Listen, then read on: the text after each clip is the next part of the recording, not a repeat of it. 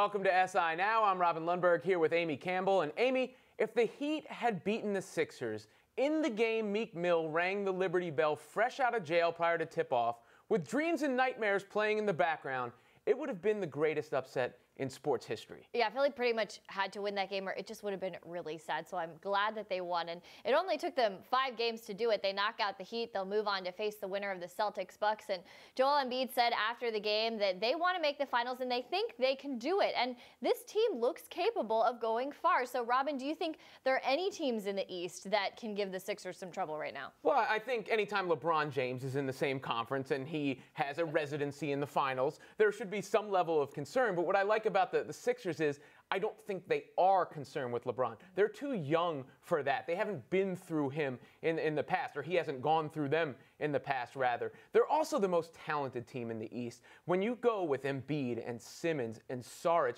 that's just tough for any team in the league to match up with, forgetting just the Eastern Conference. In fact, Philadelphia has the best net rating in the NBA since January 1st. So I like the Sixers' attitude, and I don't think they should be worried about anybody considering the people they're bringing out on the floor. I agree, and actually I'm looking at my notes. It's baffling because we're going to say almost exactly the same thing. No, I don't think anybody can give them any trouble, but LeBron, if anyone, is what is on my paper because it's LeBron and because we never know what he is capable of. My argument, though, is that he really does seem to be doing it with less than he ever has before LeBron James does. But yeah, I think Philly looks amazing. I've been so impressed with them in this series, and especially the poise of these young guys. Like you said, it almost seems like they don't know that they maybe should be a little bit nervous right now, and so it's been really impressive to see what they've done. It is so fun to watch young talent coming up in the NBA like this. Yeah, I said since the playoffs started, it's going to be Cleveland or Philadelphia in the East. The Heat's elimination by the Sixers led to some questions about Dwyane Wade's future. Wade answered some of them after the game. Of course, y'all know I give it a thought. This is Philly, and I love Philly, but ain't going to be no breaking news here in Philly. I'm sorry. So I appreciate y'all concerning, but we'll worry about that later. Ain't gonna break nothing here.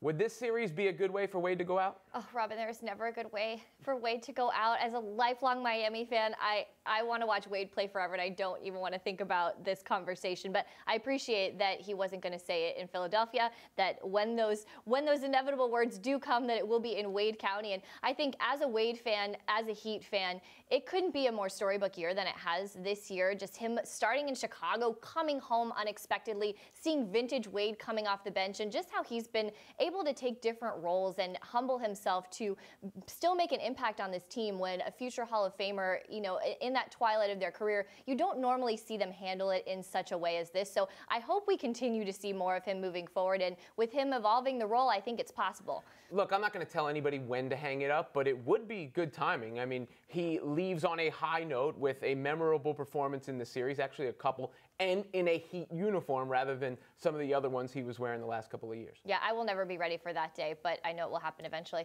So Wade is done for the year, but the Spurs are also done for the year as the Warriors took Game 5 and they advance as San Antonio's season ends without Kawhi Leonard. Leonard continues to be away from the team rehabbing his quad, and things still appear to be tense between him and the Spurs. Leonard is up for a Supermax extension with the Spurs for $219 million. That is a lot of money. Robin, do you think that things are resolvable between Leonard and the Spurs, or do you think the damage is too great right now? I would never say never. We've gone through topics in the past and said that this can never happen again because of the relationship, LeBron and Dan Gilbert for one, and then it has happened.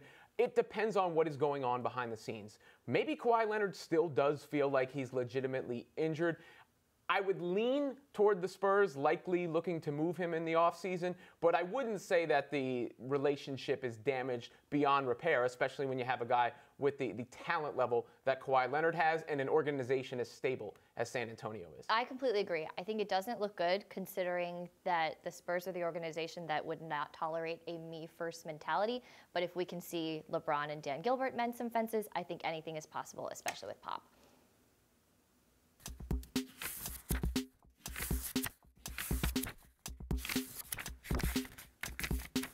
We now welcome in Albert Breer of the MMQB. And Albert, a report just now from Cleveland.com. Things are happening now. Says Baker Mayfield and Josh Allen, they've sort of narrowed it down to those guys with the first pick. Does that jive with what you've been hearing? Well, I think if you follow the breadcrumbs here, with Josh Allen, there's the most hard evidence. That's the guy that I've heard the Browns connected to strongest. The owner has asked his peers about Josh Allen. I think there's support in the coaching staff for Josh Allen.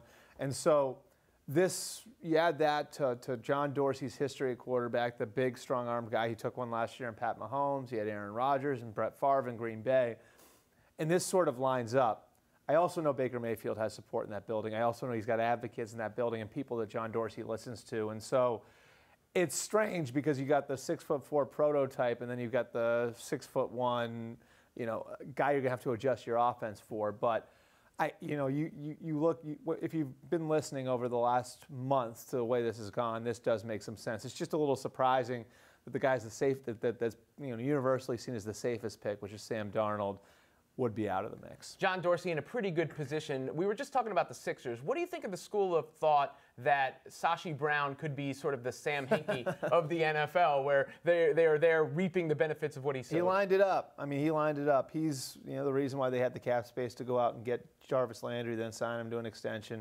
He's a big reason why they have 4 of the top 35 picks in the draft, and I think there's a lot on the line for the Browns now. You look at that haul, that's a historic haul. 5 picks in the first 2 rounds, and they traded that 3rd-round pick, but really, a lot with, when you want to look at John Dorsey's legacy and Hugh Jackson's legacy and where all of that goes, it is tied to what Sashi Brown was able to do in building up the amount of capital, both from a cap standpoint and from a draft standpoint over the last few years. These last couple of days leading up to the draft, crazy stuff happening all the time. Lots of news, more news out of New England. Gronkowski has said that he will play this year for New England. What do you make of the timing of this? We were reading Peter King's column today. He has a theory that Belichick needed to know what Gronk was going to do before the draft because something may happen with Gronk being traded during or after the draft. I think there are two events really here. Yeah. One's the draft, like you said. I think that you do need some answers on what you're going to do, whether or not you've got a need at the tight end position. So that's one. The other piece of this was the press conference that he held on Saturday, and I don't know how many of the viewers out there saw that. Supercross? The monster energy drink motocross, whatever it was. Like that was, as open a display of disrespect as I can remember a player publicly making towards Bill Belichick over the 18 years that he's been the head coach there. And sometimes it's darkest before dawn. And, this may be Belichick pushed to the edge where it was like, we need to, fish or cut bait here. And maybe that prompted the meeting where they were able to sit down and hash things out. I do not think the contract piece of this is over. I think that's the main reason Gronkowski stayed away. I think he still wants to be rewarded as not just one of the top tight ends, but one of the top playmakers in football. I do believe that one of the reasons he has stayed away and he has made some noise is because he watched Sammy Watkins get $16 million a year, Allen Robinson get $14 million a year, Trey Burton, who's the 3rd tight end on the Eagles roster, get $8 million a year. He's got plenty of reason to sit there and say to himself, I'm one of the top offensive weapons in football. I need to be compensated like it if I'm going to continue playing. And so I don't think the contract piece of this is over yet. And the important date to watch there, May 24th. Okay, there's a rule that guys can only get a raise on their current deal after a year.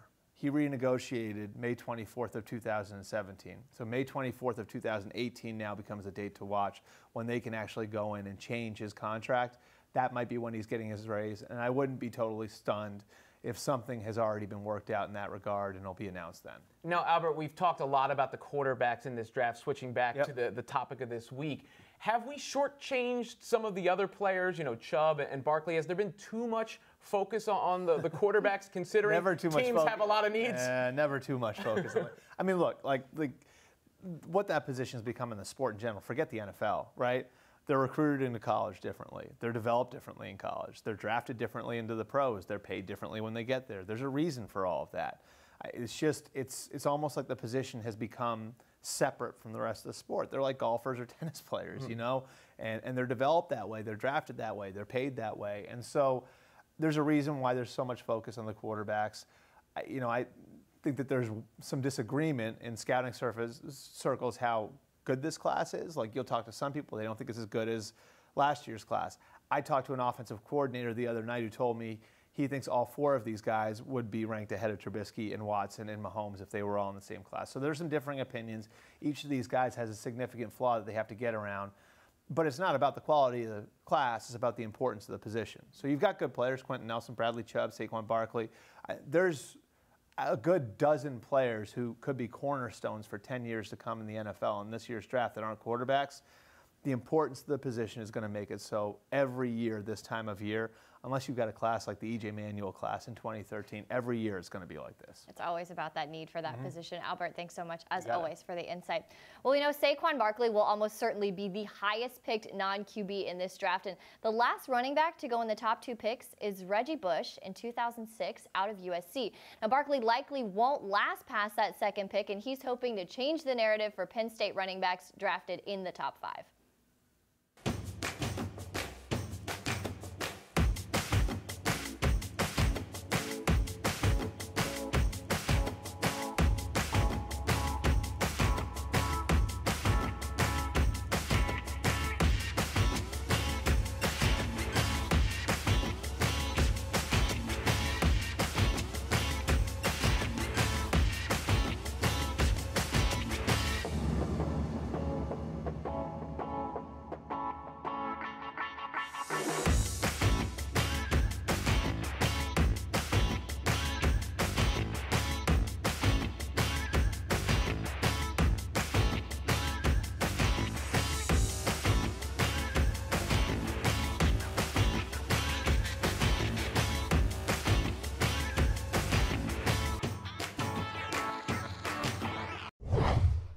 Bradley Chubb is a force at defensive end, and he'll be hearing his name called very early at Thursday night's draft. And he joins us now, courtesy of Old Spice. Bradley, how would you describe how the draft process has been for you leading up to this point? It's been fun. Like you said, it's been intense. Been a lot of hurry up and wait. So I've been going a lot of places and just been waiting around, just flying a lot of places. It's a lot, but it's fun. I'm having a good time and enjoying it. A lot of pressure comes with being a first-round pick. So what kind of goals and expectations have you set for yourself for next year? So I like to set my goals like little by little and achieve them and keep setting new goals. So my first goal, of course, is to get drafted, get into camp, be a starter on throughout the preseason and throughout week 1, and then take it from there. And once I achieve that goal, I'm going to have higher goals set throughout the season. I'm just looking forward to being a part of an organization and hopefully making an impact. What would you say has been the biggest misconception about you coming out of college? A lot of people thought I didn't take the game as seriously just because I like to have fun. On the field, I do. I mean, you saw in college, I did a lot of different things that made people laugh and stuff like that. So a lot of people didn't think I took the game as serious. But if you ask any of my teammates, any of my coaches, I'm probably one of the most passionate guys when it comes to on the field. I don't play around on the field. I might do a couple things just to get in somebody's head or do something like that. But when it comes to the game of football, I'm locked in. Yeah, do you have a favorite memory of getting into someone's head? I mean, yeah, you probably saw it on TV all over the place when I was like doing the towel thing. I did it pretty much every game, and it was just one of those things like either the quarterback or I did it to every position group as well. So O-line, if they had a towel, I'm taking it.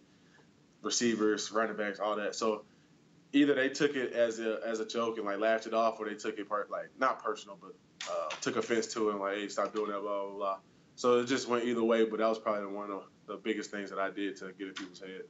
I want to ask you about the new NFL targeting rule. You can't lower your head to initiate contact. This is obviously something you have in college, but in the NFL, the game is much faster at this level. So for you as one of the top defensive players in this draft, how much do you think this change will affect you?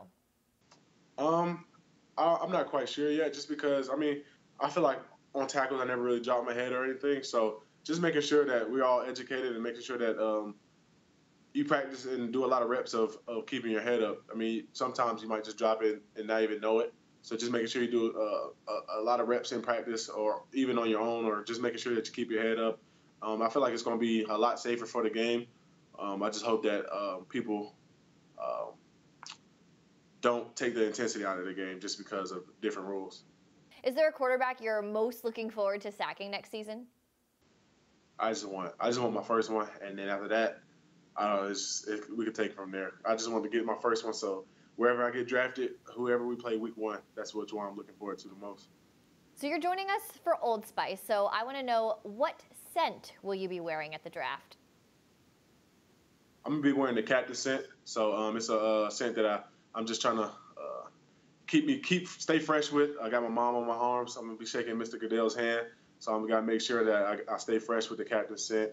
And I feel like the Captain scent is one of those, it has the luxury smell, but without paying the luxury price. So that's one thing I'm really excited about.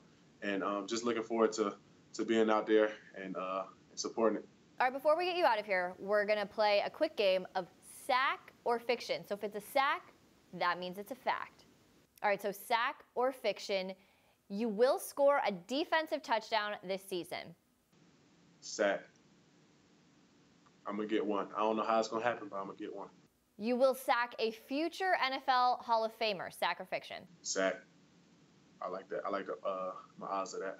All right, what about you will have at least one play on the offensive side of the ball? Sack or fiction? Fiction. I tried it in high school. I tried it in college. So in college, I got in for one play on offense, and I never did it again. So you see how that went. The team that drafts you will be in the Super Bowl. Sack or fiction? While I'm there, that's sack. I'm going to say sack on that one. Awesome, awesome. Bradley Chubb, we are so looking forward to seeing your journey in the NFL. Thanks so much for joining us, and good luck on Thursday night. I appreciate it. Good to talk to you as well.